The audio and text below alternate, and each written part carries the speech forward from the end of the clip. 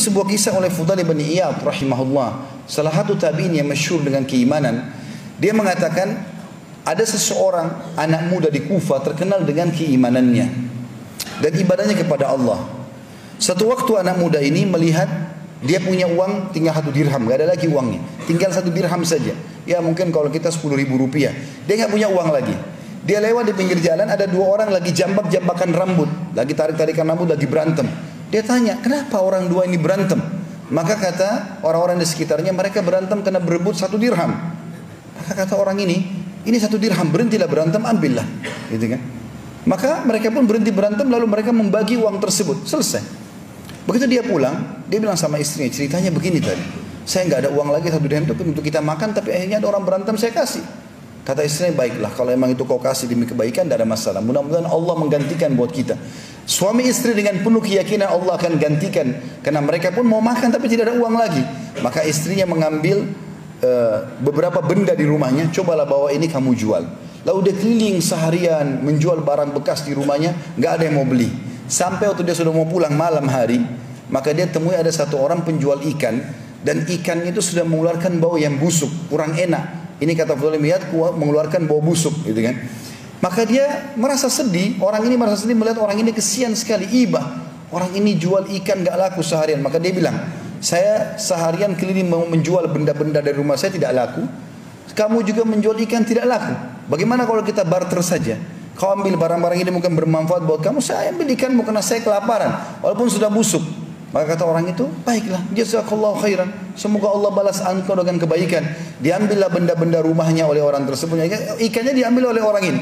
Lalu dia pulang ke rumah, dia bawa satu ekor ikan saja kecil yang sudah busuk, dia bawa. Dia mengatakan kepada istrinya, cobalah kamu bersihkan ikan ini, yang masih bisa kita ambil manfaat, kita makan, karena sudah mau mati kelaparan. Maka istrinya masuk ke dapur, lalu dibersihkan ikan tersebut. Waktu dibedah 2 ikan itu, dia kagetkan dalam perut ikan itu ditemukan ada sebuah mutiara yang sangat besar.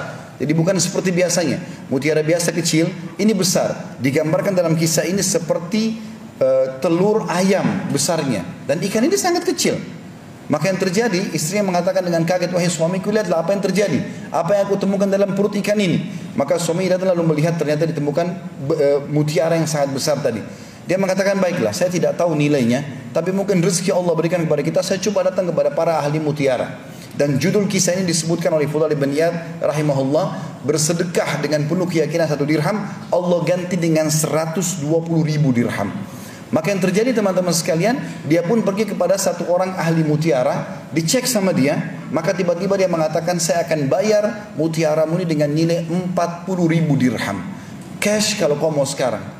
Tapi dia rupanya belum sempat menjawab karena gembiranya.